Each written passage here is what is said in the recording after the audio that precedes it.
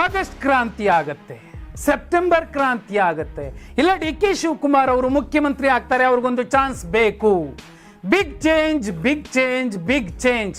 ಇದೇ ಮಾತನ್ನ ಮಾಧ್ಯಮಗಳು, ಕಾಂಗ್ರೆಸ್ ಪಕ್ಷದೊಳಗಿನ ಡಿ.ಕೆ. ಶಿವಕುಮಾರ್ ಅವರ ಬಣ, ಸಿದ್ದರಾಮಯ್ಯ ಅವರ ಬಣ ಎಲ್ಲರೂ ಕೂಡ ಹೇಳ್ತಿದ್ರು.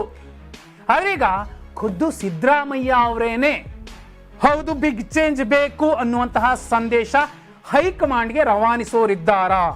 ಕಾರಣ ಇಷ್ಟೇ, ಇತ್ತೀಚೆಗೆ ಸಿದ್ದರಾಮಯ್ಯ ಅವರು ದೆಹಲಿಗೆ ಹೋಗಿ ಬರೋದಕ್ಕೆ ಕಾರಣವಾಗಿದ್ದು ಬಹುಮುಖ್ಯವಾದಂತಹ ವಿಚಾರ ಏನಂದ್ರೆ ವಿಧಾನ ಪರಿಷತ್ ಸದಸ್ಯರನ್ನ ನೇಮಕ ಮಾಡಬೇಕಿತ್ತು. 4 ಜನರನ್ನ, ಡಿ.ಜಿ. ಸಾಗರ್ ಅವರ ಹೆಸರನ್ನ, ರಮೇಶ್ ಬಾಬು ಅವರ ಹೆಸರನ್ನ, ಪತ್ರಕರ್ತ ದಿನೇಶ್ ಅಮೀನ್ಮಟ್ಟು ಅವರ ಹೆಸರನ್ನ ಮತ್ತು ಆರತಿ ಕೃಷ್ಣ ಅವರ ಹೆಸರನ್ನ ಸಿದ್ದರಾಮಯ್ಯ ಅವರು ಓಕೆ ಮಾಡಿಸ್ಕೊಂಡಿದ್ರು.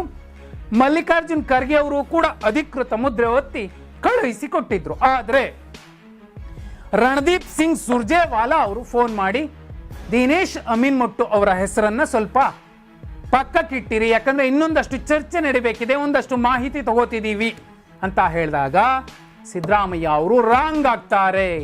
ಇಬ್ರು ಒಪ್ಪಿದ್ದಾಯ್ತು, ಯಾವ ಸಂದೇಶ ಕೊಡ್ತಿದ್ದೀರಾ ಅನ್ನುವಂತಹ ಒಂದು ಖಡಕ್ ಮಾತನ್ನು ಆಡಿದಾಗ, ಇಲ್ಲ ನೀವು ದೆಹಲಿಗೆ ಬಂದು ಮಾತುಕತೆ ನಡೆಸ್ಕೊಂಡು ಹೋಗಿ ಅನ್ನೋ ಕಾರಣಕ್ಕೇನೆ ಸಿದ್ದರಾಮಯ್ಯ ಅವರು ದೆಹಲಿಗೆ ಹೋಗಿದ್ರು ಅನ್ನುವಂಥದ್ದು ವಿಚಾರ. ಆದರೆ ಇಲ್ಲಿ ದಿನೇಶ್ ಅಮೀನ್ಮಟ್ಟು ಅವರ ಹೆಸರನ್ನ ಯಾಕೆ ಪಕ್ಕಕ್ಕಿಡಿ ಅಂತ ಹೇಳಿದ್ರು ರಣದೀಪ್ ಸಿಂಗ್ ಸುರ್ಜೇವಾಲಾ ಅವರು?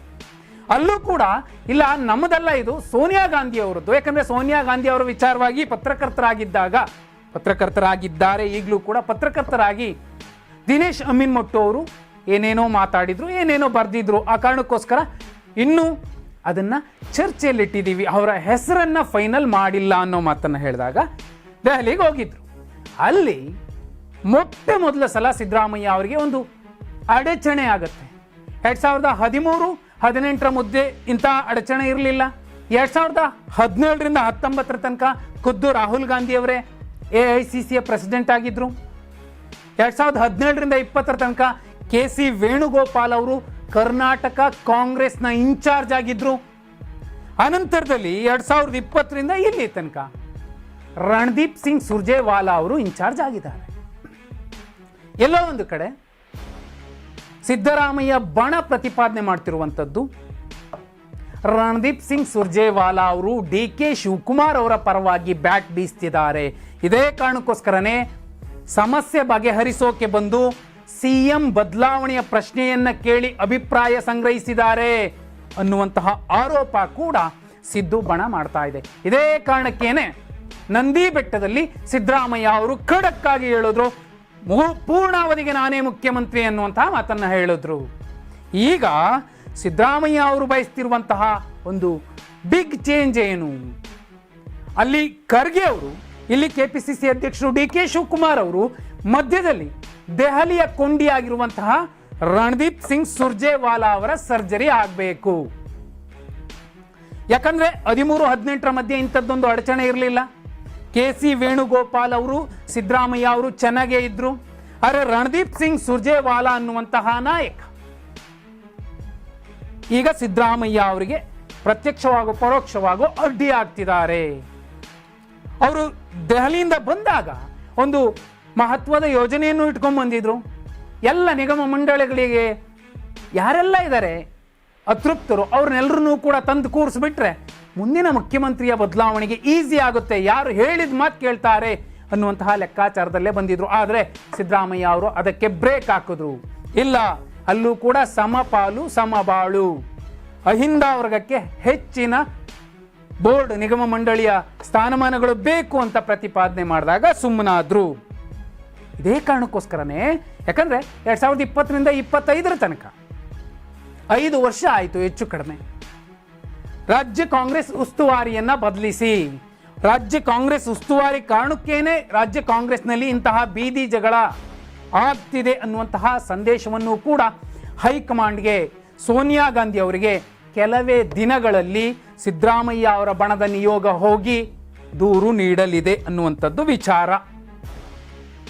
ಡಿ.ಕೆ. ಶಿವಕುಮಾರ್ ಅವರು ಮತ್ತು ರಣದೀಪ್ ಸಿಂಗ್ ಸುರ್ಜೇವಾಲಾ ಅವರ ವ್ಯತ್ಯಾಸಗಳು ನೋಡಿ.